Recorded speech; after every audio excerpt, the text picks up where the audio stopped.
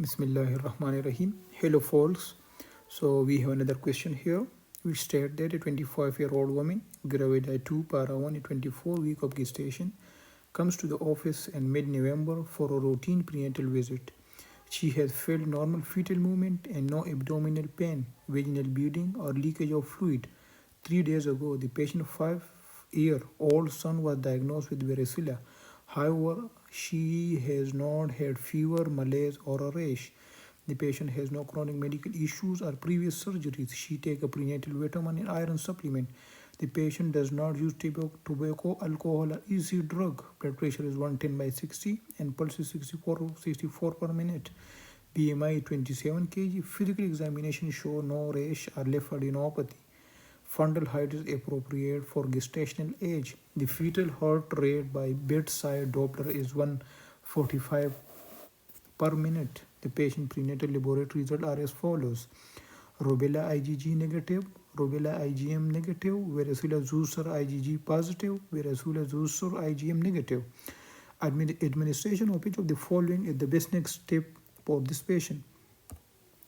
So in this question, they are simply asking about the patient is not suffering from any disease, or she didn't have any symptom of the disease, but they are just asking about the vaccine that which in this 24-week gestation, which vaccine is important for administration.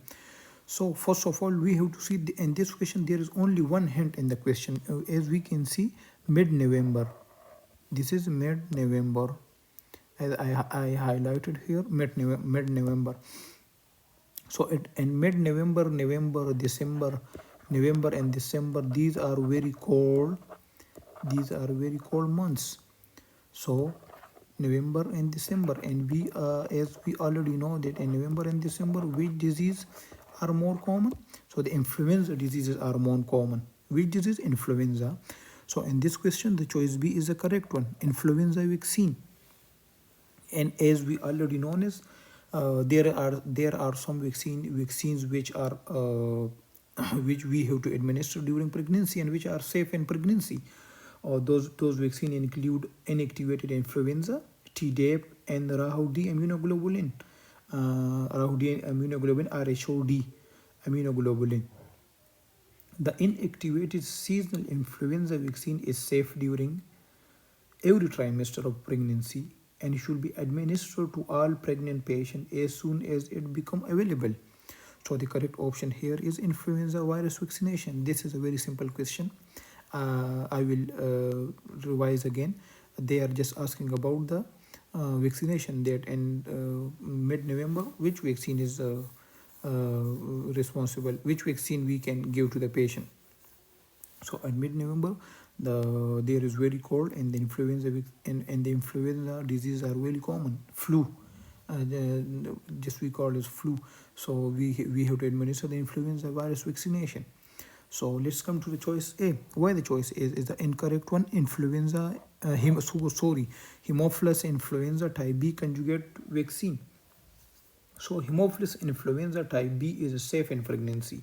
However, it is indicated only an unvaccinated or high-risk patient. So what is a high-risk patient? The patient which are suffering from, for example, HIV, sickle cell disease, or pre-splenectomy, and this patient is normal. She is not suffering from any of these disease. So that's why we have to not administer the Haemophilus influenza type B conjugate vaccine. This is the incorrect one. Now come to the C. Measles, mumps, rubella, also known as MMR vaccine. As we know that the measles, mumps, rubella, which is also called MMR vaccine, is a live attenuated vaccine contraindicated during pregnancy. This patient does not vaccinate against MMR. She have to receive the vaccine in postpartum period, because we can know from her prenatal laboratory result rubella IgG negative, rubella IgM negative. So she does not receive any vaccination against MMR.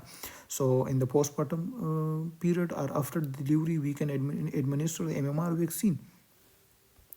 The another option is varicella vaccination. This is also incorrect. Why varicella vaccination is incorrect? Because varicella in pregnancy can be associated with maternal complication, for example, pneumonia, meningitis, encephalitis. Patients who are exposed to varicella but lack evidence of varicella immunity, for example, negative IgG antibody, are treated with post-exposure prophylaxis. Now come to the choice E, varicella zoster immunoglobulin, as this patient is also vaccinated against the varicella zoster, as I highlighted here. Varicella zoster IgG vaccination.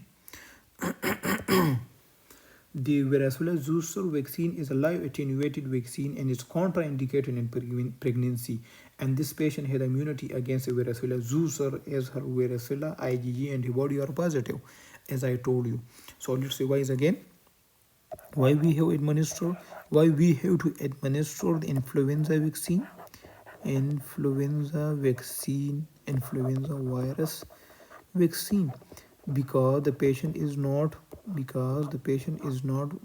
vaccinated against the influenza virus vaccine, and she come to our office in mid of November. So in mid of November, which diseases are common? So the flu, most commonly flu vaccines are common. Flu vaccine, not flu diseases are common.